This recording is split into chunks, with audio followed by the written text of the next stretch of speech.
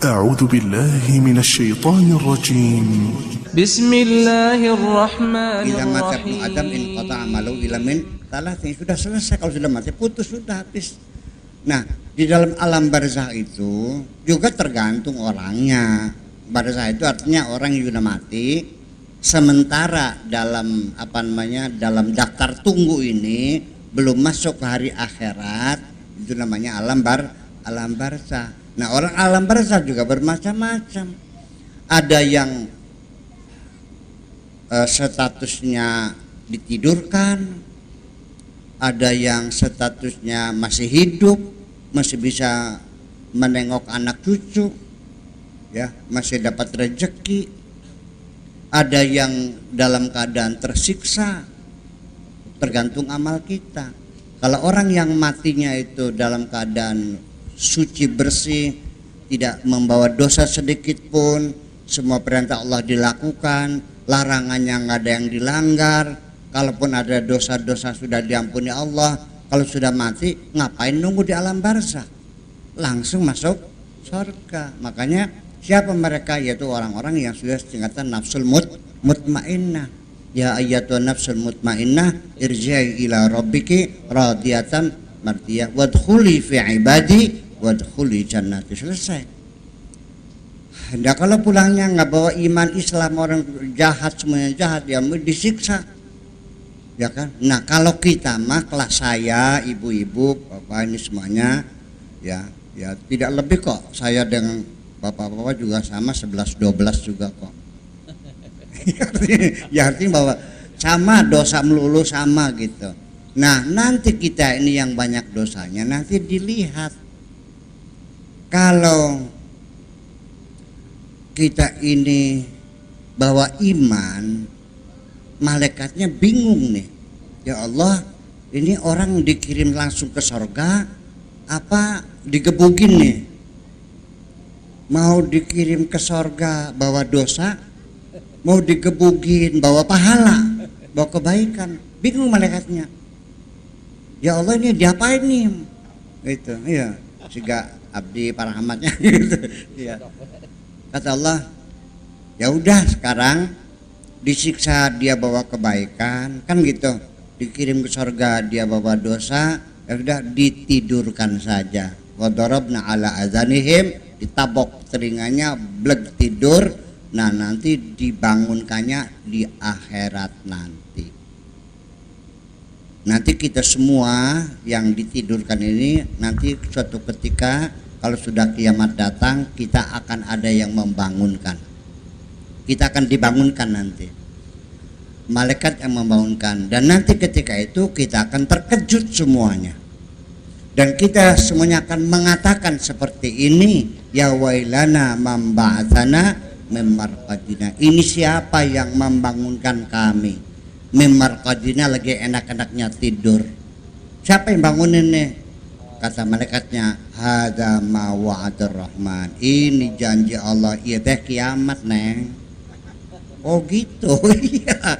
Nah, itulah makanya baru masuk ke alam alam mahsyar di sana. Disitulah akan semuanya akan diproses. Siapa yang selamat, siapa yang celaka itu nanti. Selama dalam barzah seperti itu persoalannya. Jadi mungkin yang di alam barzah dapat ilmu itu adalah orang-orang yang para syuhada yang dinyatakan tidak meninggal tapi masih hidup dan masih dapat rezeki. Makanya wala tahsabanna alladzina qutilu fi sabilillahi amwata bal hum ahyaun 'inda rabbihim yurzaqun. Jangan engkau duga mereka yang mati di membela Allah itu mereka sudah mati, tetapi mereka masih hidup dan masih mendapatkan rezeki dari Allah, masih bisa niliki anak putu, masih bisa memberikan konsultasi, masuknya dalam alam bainal hilmi wal yaqdzah, biasanya dalam mimpi, kadang-kadang ada ini anak cucunya juga didoakan mereka. Saya kira mungkin seperti itu. Yang kedua, pertanyaan bahwa qiyamu binafsihi, artinya Allah tidak butuh kamu tolong. Itu hanya simbol saja, menolong Allah. Memangnya Allah perlu pertolongan kamu? Apa kita bantu Allah bantu. Allah itu qiyamu binafsi, semuanya Allah lakukan sendirian. Tidak memerlukan bantuan apapun.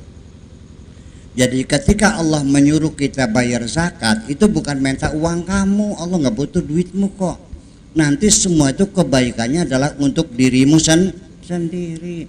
Jadi apapun kebaikan yang pernah kita lakukan kepada siapa saja, ketika kita bisa membahagiakan orang lain, nanti pada akhirnya kebaikan itu akan kembali kepada dirimu sendiri. Sekarang begini, orang itu orang kaya, iya, butuh nggak sama sopir? Dia bisa nyopir kok, betul nggak? Masak betul nggak? Enggak, dia bisa masak kok. Semuanya bisa, dia banyak keahlian, multi talenta, semuanya bisa. Tapi kenapa dia cari segala macam? Yaitu persoalannya the present, al-hudur. Jadi Allah sendiri membuat semua ini adalah bukan karena membutuhkan, tapi Allah sedang menyombongkan zatnya sendiri. Limanil mulkul yaum lillahil wahidil qahhar. Jadi artinya itu Allah bisa bikin langit bumi kun fayakun, tapi kenapa visitati ayam? Jadi semua Allah berikan itu adalah sebagai pembelajaran kepada kita. Beginilah caranya kita memanage kehidupan ini. Masih ada job description. Semua kita bikin pabrik. Mesti ada direkturnya, mesti ada bendaharanya, ada sekretarisnya, ada satpamnya. Nah, hidup itu seperti itu, bukan sendirian. Allah mah sendirian, kamu mah tidak boleh. Jadi kalau ada orang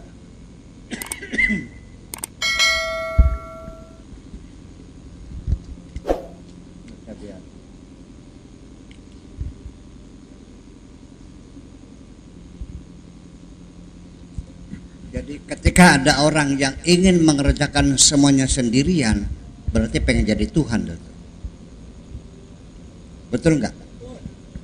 Kalau orang dalam bekerja tidak boleh ditanya, ya berarti pengen jadi Tuhan juga. Sebab kalau Tuhan tuh la yus'alu amma yaf'alu wa hum yus'alu. Tuhan tidak boleh ditanya. Jadi siapapun pemimpin, presiden, bupati, gubernur, itu harus ditanya, kenapa begini? Dijelaskan, uangnya ada berapa, untuk beli apa, boleh ditanya dong. Kalau ada pemimpin yang tidak boleh ditanya, berarti sudah menganggap dirinya kayak Tuhan juga. Betul enggak? Nah, jadi mana qiyamu binafsi ini artinya bahwa independensi Allah itu sendirian. Tapi kalau kita itu terikat dengan interdependensi, ketergantungan satu dengan yang lain. Begini ibu-ibu sekalian, saya makan nasi sama sate sama apa lagi, kerupuk sama gulai, ya, gulai, sate sama kerupuk, itu pasangannya ya. Tahu nggak berapa juta orang yang terlibat membantu saya untuk menghadirkan makanan di sini? Yuk kita hitung. Nasi dari apa dibikinnya? Beras. Berasnya dari apa? Dari padi. Padinya dapat nanam enggak? Yang nanam berapa orang? Yang panen berapa orang? Yang traktor berapa orang? Yang menumbuk berapa orang? Jadi nasi. Yang masaknya sama orang, pakai airnya PDA-nya berapa orang? Masaknya dari apa? Di periuk. Periuknya dari apa? Dari logam. Yang mencari logamnya berapa orang? Pabrik yang bikin periuknya berapa orang? Berjuta-juta, nggak bisa habis nih, sampai pagi ngomongnya. Betul nggak? Itu kita bisa ini karena ada satu kebersamaan, ketergantungan satu dengan yang lain. Kalau kita sendirian, bisa nggak makan gulai, sate, kerupuk, nasi? Bisa sendirian di hutan? Nggak bisa. Paling makan daging mentah. Betul enggak? Nah itulah makanya Allah itu menciptakan alam seperti ini. Makanya Allah itu disebut Rabbul Alamin. Rabbul Alamin karena ada unsur perawatan, pendidikan dan pembelajaran. Kalau ketuhanannya ilahun nas. Kalau ini Rabbun nas, Rabbul alamin. Rabbun dengan ilah itu berbeda. Betul enggak? Makanya uluhiyah dan rububiyah, ketika kita melihat qiyam binafsihi, kita harus melihatnya sebagai sebagai uluhiyah. Tetapi dalam prakteknya kita lihat sebagai rububiyah begitu. Sudah paham kira-kira begitu?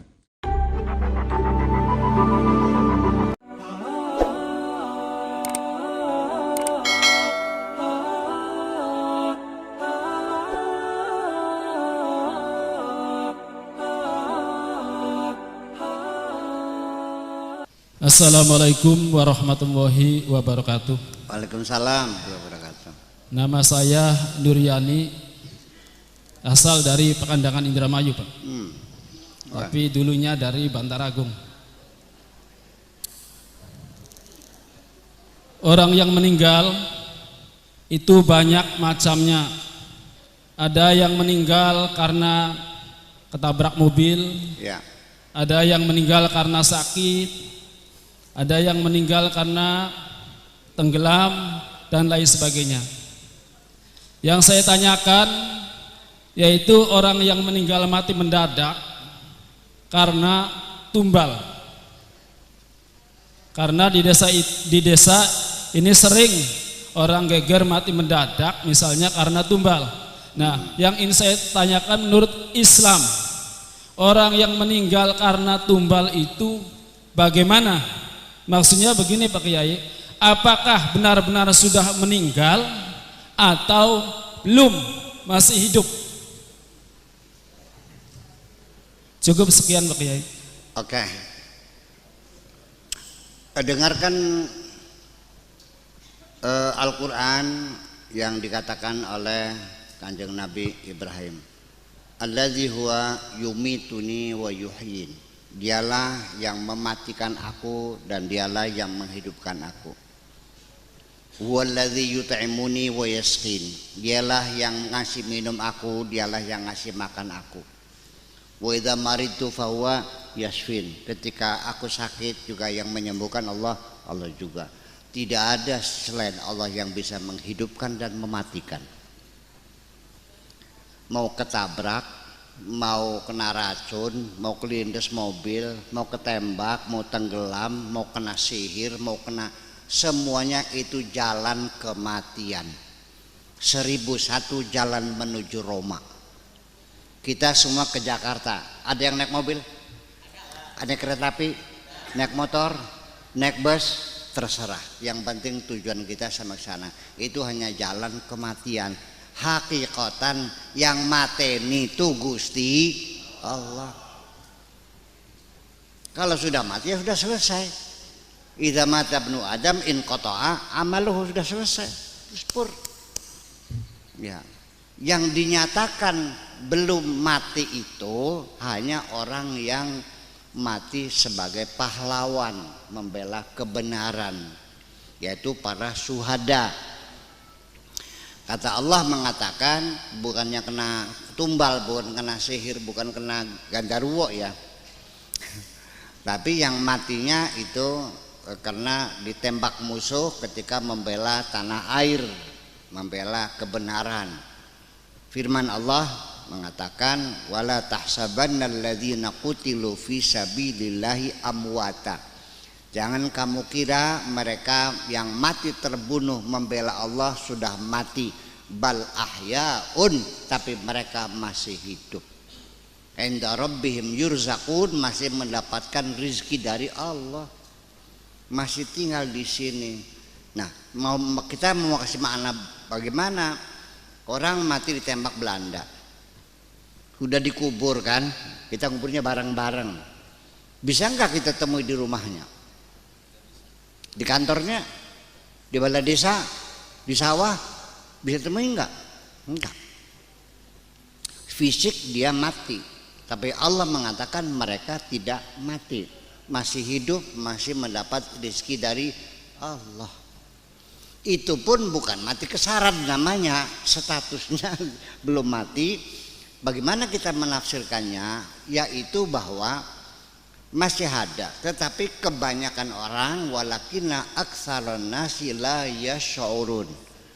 Kebanyakan orang tidak bisa merasakan keberadaannya. Satu contoh umpamanya, Mas Sepeng udah mati belum? Di rumahnya ada enggak? Andai kan dia matinya ditembak musuh lagi membela agama, kata Allah tidak mati, masih itu. Bisa terjadi. Di sini dulu para pahlawan kita masih ada duduk di pojok di sana, tapi kita nggak ada yang tahu karena kita tidak bisa merasakan keberadaan mereka. Yang bisa tahu hanya orang-orang tertentu yang di sininya dipasang transistor. Paham nggak? Kita di ruangan ini banyak gelombang nggak? Ya. Gelombang frekuensi modulasi, gelombang shortwave, gelombang ultra high frekuensi, gelombang elektromagnetik, gelombang bermacam-macam gelombang membawa suara. Bisa didengar nggak? أعوذ بالله من الشيطان الرجيم. Alatnya. Bismillahirrahmanirrahim. Nah, itu juga mereka itu hadir dalam bentuk gelombang. Yaitu hanya orang-orang tertentu yang bisa tahu. Dan itu pun tidak ada masalah dalam kehidupan ini. Itu urusannya Allah. Jadi sebaiknya begini aja lah. Udah kita mikirin, jangan mikirin orang yang mati, apa mati kesaran. Fokus mati, saya matilah gitu. Ya kan begitu. Dan para syuhada juga sama lah, nggak usah mikirin bagaimana bisa ngobrol sama mereka. Ya, itu hanya orang-orang tertentu dan Allah juga memberikan kemampuan itu orang-orang yang dipilih oleh Allah. Wallahu yakhtassu bi rahmati man yasha.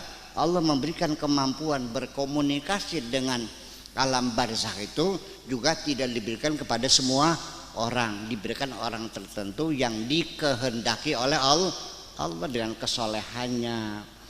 Gitu konon kabarnya. Yang bisa berkomunikasi dengan alam barzakh itu di sini ada namanya Habib Lutfi, dengar? Yang biasa salawat itu salawatan tuh. Iya, itu Presiden Thariqah Mu'tabarah di Indonesia itu katanya yang selalu dibawa oleh Gus Dur kalau ziarah kubur tuh selalu bawa Habib Lutfi katanya kan gitu. Supaya dia yang tahu. Tetapi begini. Ada beberapa kesaksian bahwa orang yang sudah mati itu bisa dihubungi. Itu cerita ini di dalam kitab Ar-Ruh namanya, kitab Ar-Ruh. Ini orang tua meninggal kaya raya, banyak emas berliannya, mung dulu belum ada brankas, belum ada bank, belum ada safe box, belum ada tempat gitu. Jadi zaman dulu itu kan dipendem, taruh di guci dipendem. Nah begitu meninggal, anak cucu mencari mana harta orang tua kami. Dicari-cari nggak ketemu, akhirnya rumah dikeduk-keduk semuanya nggak ketemu. Nah kebetulan mereka mendengar ada orang sakti, orang sakti yang bisa berkomunikasi dengan alam barzakh. Jadi mereka datang. Diceritakan bahwa orang tua kami orang kaya, banyak hartanya, banyak emasnya, tapi nggak tahu di mana nyimpennya. Dia terus si kiainya itu nanya namanya siapa, orang tua kamu, matinya kapan, jam berapa, tanggal berapa. Oke, nanti 3 hari lagi kamu ke sini. Nanti mau saya lacak, saya hubungi dia ke sini. Nah, 3 hari kemudian dia datang, lalu dia katakan ini hartanya ada di kamar tidur. Masuk ke kamar tidur 3 langkah, lalu belok ke kanan selangkah di situ. Mereka datang masuk kamar 3 langkah, terus belok ke selangkah dikeduk, ya ada di situ. Ini artinya bahwa masih bisa berkomunikasi. Kemudian ada lagi mungkin ya ini saya cerita begini ceritanya gini. Si anak ini ada yang nawarin dibawa ke Jakarta, mau kerja ya di diskotek lah gitu. Sudah dandan, si mucikari sudah siap menjemput, jam sekian, jam 3 malam gitu mau dibawa ke Jakarta pakai apa? Biasanya tuh mobilnya apa? Travel ya. Travel yang 2/3 tuh. Jadi dia sudah dandan, sudah baju di koper, sudah duduk di ranjang nungguin jemputan. Tiba-tiba kakeknya datang. Wahai cucuku, mau kemana kamu? Mau ke Jakarta bapak tua? Ada apa? Mau kerja untuk apa? Buat kasih makan anak-anak. Ya, suami saya meninggal dunia, anak-anak saya perlu makan. Jadi gimana? Wahai cucuku yang tercinta, ini bapaknya mati pahlawan ini, syuhada. Jangan pergilah, percayalah, kamu dapat harta, nanti kamu pernah penyakit nggak ada enaknya. Udah tinggal saja di sini, kalau nurut bapak tua doakan kamu dapat suami yang kaya. Gitu. Amin ya Allah ya Rahman ya Rahim, Anta al-Jawadul Alim wa anta. Begitu dia sadar kakeknya itu menghilang, dia menangis menjerit-jerit, kopernya dilemparkan lagi, mucikari datang diusir mucikarinya. Udah, hanya 1 minggu itu ada duda kaya, istrinya meninggal dunia, sawahnya 40 hektar. Ya kan, ini kan cerita itu kan testimoni dari orang-orang yang mengatakan bahwa kadang-kadang itulah makanya inda robim yurzakun tuh tidak mesti harus mereka mesti makan, mesti pakai bukan, bisa berkomunikasi, bisa membimbing anak-anak cucunya. Itulah makanya mengapa demikian ibu sekalian. Ini begini, orang tua yang soleh itu masih bisa menjadi pertimbangan anak-anaknya mendapat nasib baik karena mempertimbangkan orang tuanya. Tetapi kalau orang tuanya itu enggak soleh, jahat, ini ngeremek anak putunya dewek ini. Sampai sekarang anak putunya gak orang kawin-kawin lah, kasih ngelamar sih. Wong tuanya beli bener saleh kah? Iya kan? Nah, jadi artinya bahwa Nabi Khidir itu sendiri menyelamatkan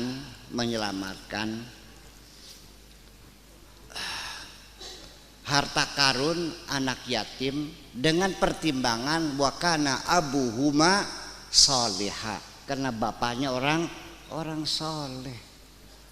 Percaya enggak? Kalau kita ini baik-baik di dunia, Bu, anak cucu juga mendapat keberkahannya. Percaya enggak? Umpamanya saya mati, anak saya namanya Awab tuh main ke rumahnya Jaul ini kan, lamun anak kita tekaning sira, waya balik disangoni belenang, sangonnya tetep kelinganing bapaknya. Jadi kalau kita sayang sama anak cucu, tolong dong kamunya yang bener, jangan buat ulah. Nanti anak cucumu ikut sengsara semua. Percaya nggak Bu? Aduh, amit-amit pitung turun, masa gerap kita dia mantu koro turunannya gentok. Ya kan, nasib mereka juga terganggu karena kelakuan kita ini. Maka kalau kita menitipkan anak cucu kita kepada masyarakat, cobalah kita banyak berbuat baik kepada masyarakat kita. Saya kira mungkin begitu. Terima kasih.